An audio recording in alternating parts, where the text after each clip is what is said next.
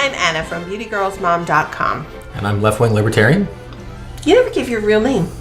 You never say, I'm Jim from Left-Wing Libertarian. No one ever wrote in and asked. There are only two people at Left-Wing Libertarian. There's Jim and She Who Shall Not Be Named, which happens to have your picture next to it. So I think they know that's not me. Okay. So we're here to talk about Halloween safety today. Halloween safety tips, yeah. Excuse me a minute while I get something to eat. No, not taking that. It's Halloween candy. It hasn't been checked yet. Checked? What do you have to check Halloween candy for? You know, you gotta inspect it and make sure there's no, like, little pinholes where somebody stuck needles or razor blades, and make sure there's no entry for poison or, you know, the things that people do to Halloween candy. They do it all the time. Do you believe in ghosts too on Halloween? Well, I do believe in ghosts, but that has no relevance whatsoever to the fact that you have to check Halloween candy. It's one of the Halloween safety things so that your child doesn't end up poisoned or swallowing a pin or a razor blade. Who told you this? It's Halloween fact. This is not Halloween facts, it's Halloween fiction. There has never been a case of product tampering of candy taken from someone's house and handed to someone at the door of contaminated candy, ever.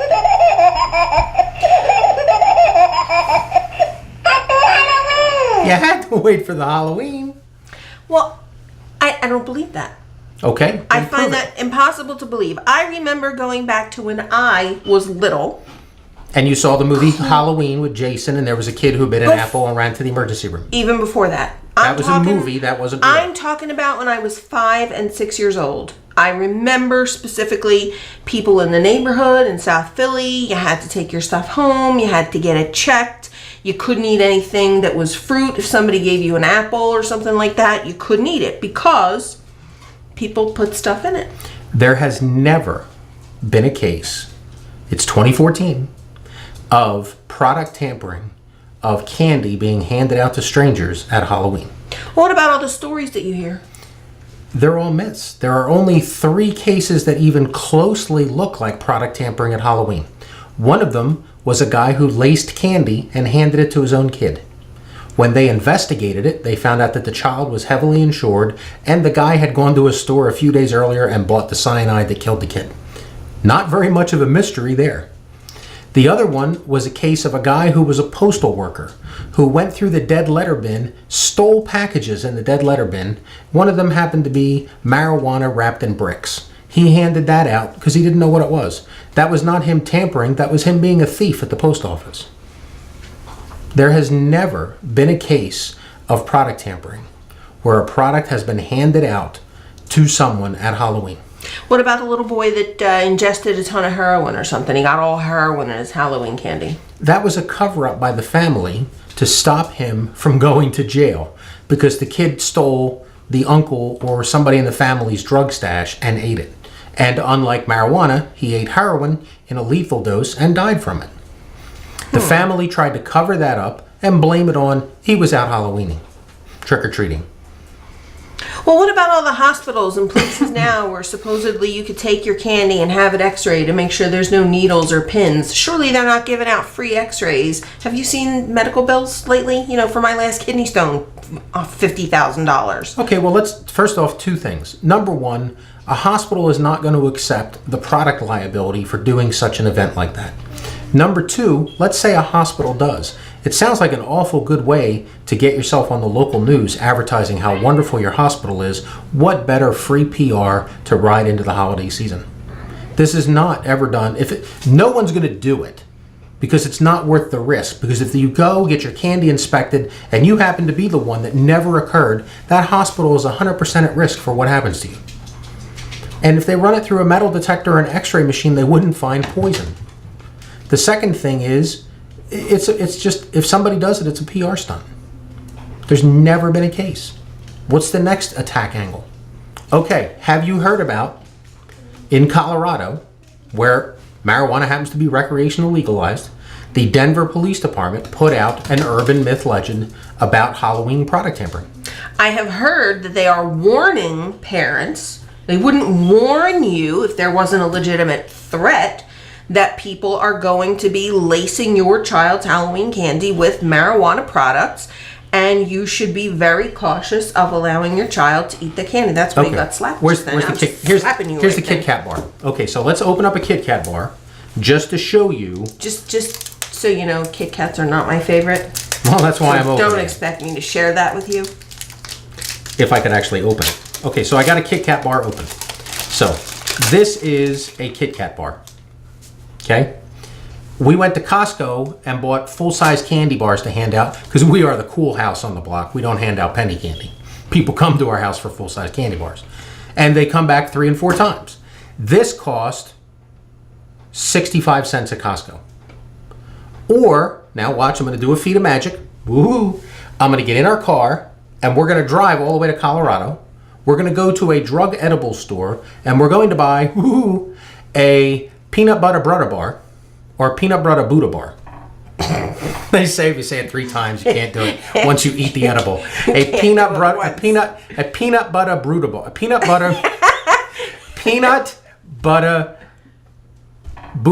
Peanut butter Buddha bar. Peanut butter Buddha bar. Yeah. Okay. $20. Then I got to drive it all the way back here to Jersey. Okay? We're handing out full-size candy, and that's as much as we're going to get. I am not going to hand out $20 bars of a marijuana-laced food product for people on Halloween. That's just crazy. And if we lived in Denver, I wouldn't be spending $20. Most people don't even hand out full-size candy bars. On our block alone, over the last 10 years, the number of people who participate in Halloween candy drives has declined. People are doing things like, what's that thing where you go with your car? Trunk or treat. Okay, and what does that mean for those who don't know? Trunk or treat is basically where the community or, some community facility, a church or, borough hall or whatever, invites people to come in their cars in a closed off area like the borough parking lot or the church parking lot or wherever. And the cars are parked before the kids walk. The cars are all parked. Most of the cars are decorated. They do some really phenomenal decorating. And they hand out candy out of the trunks of the cars. Do they tell you to bring $20 peanut butter Buddha bars? Do they tell you to bring $1 full-size bars, or do they tell you to bring? No, because you need 500 to 1,000 pieces of candy, depending on the size of the trunk or treat. So yeah, most people are handing out, the little snack-size bars or whatever. Okay, we bought our Halloween candy at Costco. Was there more packages of big-size bars or more packages of penny the small candy stuff? Sure. So, less people are handing out candy in our neighborhoods. They're handing out the small size candies, the trunk or treat programs to help make it so that kids are safer in a closed environment. Yeah, because they're not walking around the streets. They're not walking around the street. Everything there is the smaller candy. Mostly, yeah. Who is going to go out of their way to take a 65-cent candy bar and convert it into a $20 product? Well, I don't know, but Denver's very concerned that someone might. The only people that are concerned are the Denver Police Department to put out a scare tactic in the line of, what was that movie from years ago? Reefer Madness. To just scare people about something that's legal in that state that responsible people can do. We live next door to a liquor store. We happen to not be drunk right now. We haven't been drunk in the 15 years that we've lived here.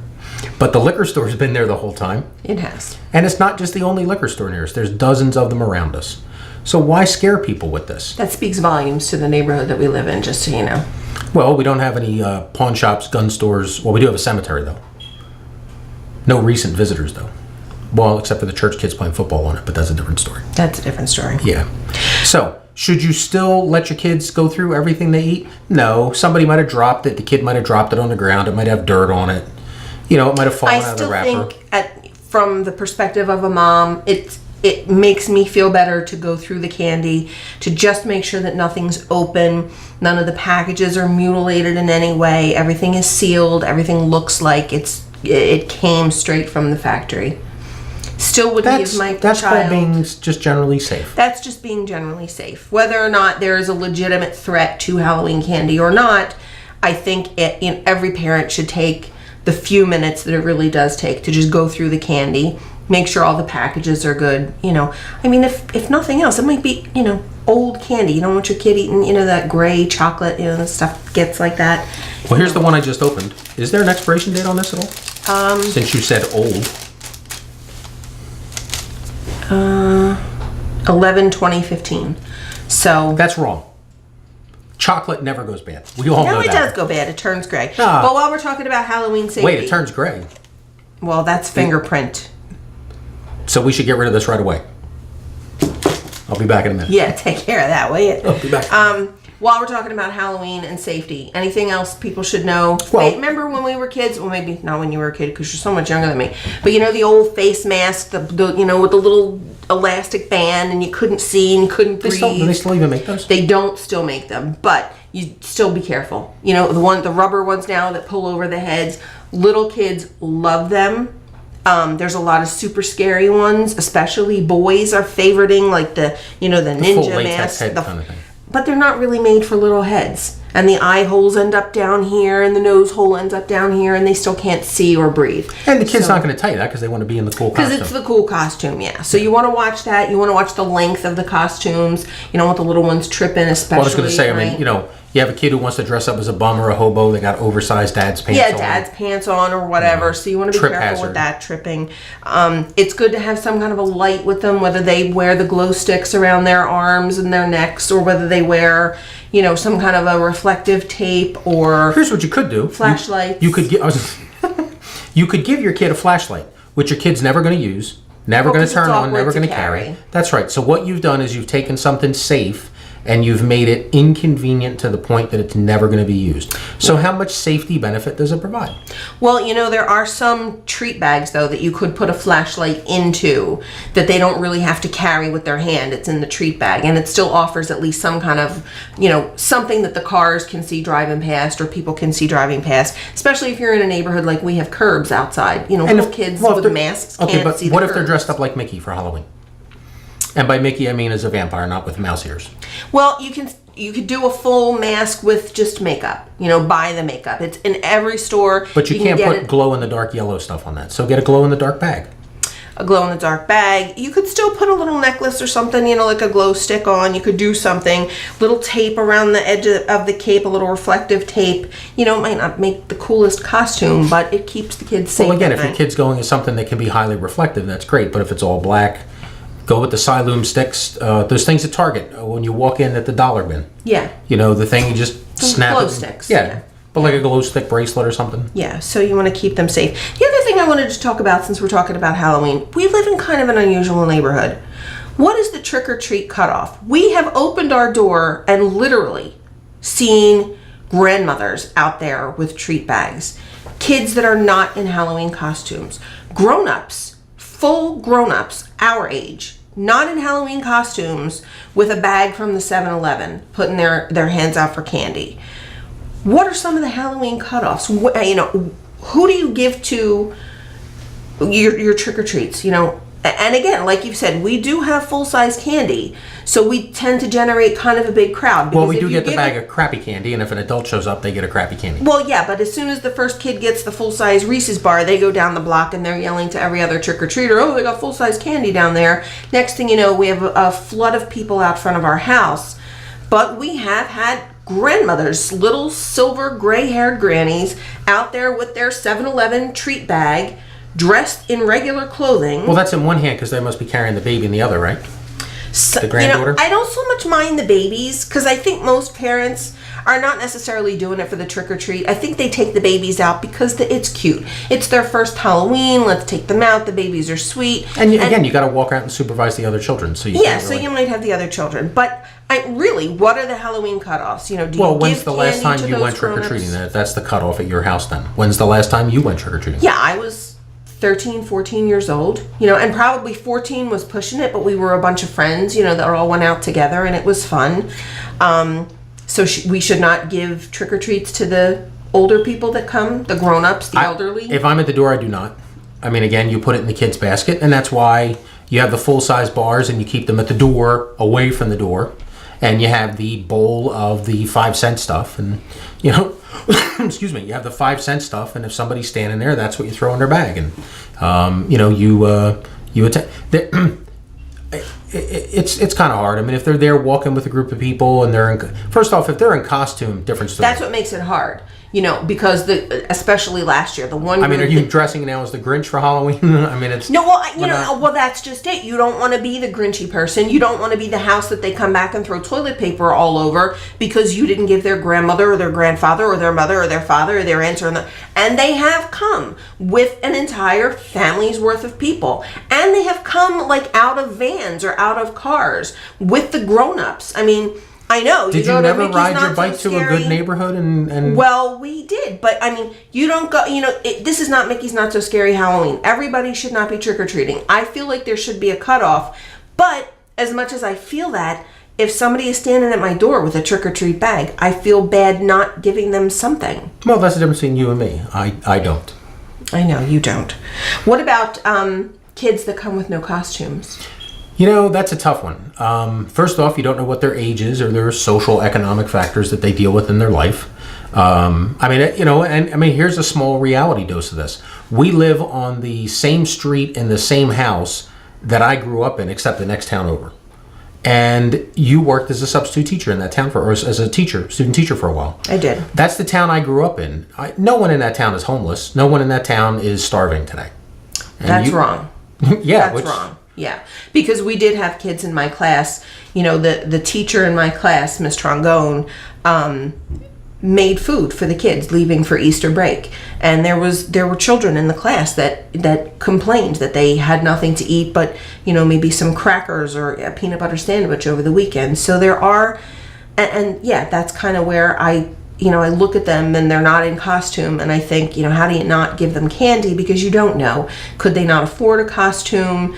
I don't, I just can't deny them candy. Which again, that's almost like saying you come to my door and you have a crappy costume.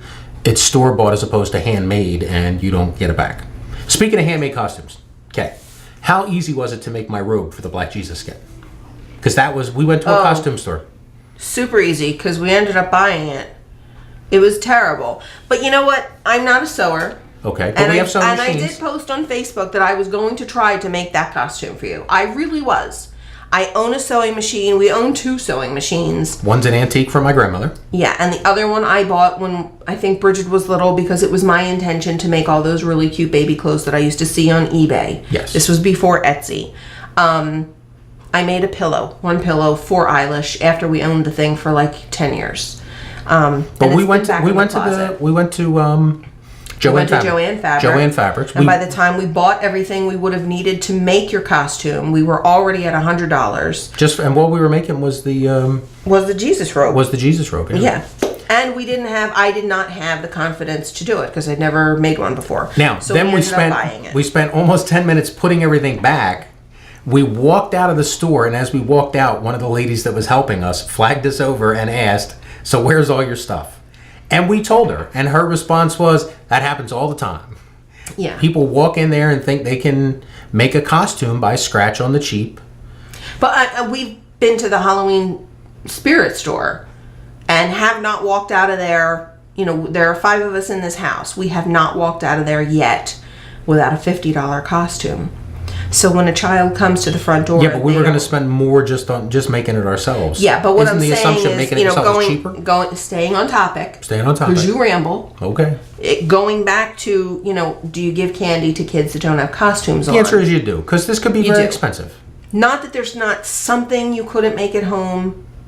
Well, not everybody has a spare Charlie Brown sheet. And we've been to, when we lived in Orlando, excuse me, and the mall used to give out candy. We saw children who were in trash bags, white trash bags with their faces done with white makeup, which is a $2 purchase at Walgreens or any drugstore. They went as ghosts. I think you could come up with something for your kid if you had nothing. But again, you're assuming the parents are actually involved. There might be somebody whose parents are involved. That's why I still give the candy to these kids, because you don't know if their parents are involved, and some of them. And don't ask them. Oh no, I never ask. I never ask because you don't want to make a kid feel bad. What about people that come after curfew? We have a curfew here in our town. Do we really? We do. I don't follow that nonsense. As a libertarian, I'm opposed to that. There's nothing in the Constitution that says I need to follow a curfew. So are you still opening your door if the bell rings at 9 o'clock? If I see somebody out there with a kid in costume, hell yeah, I'll open the door. 10 o'clock? Well, I'm still up, but I mean, I can't imagine a kid is out that late.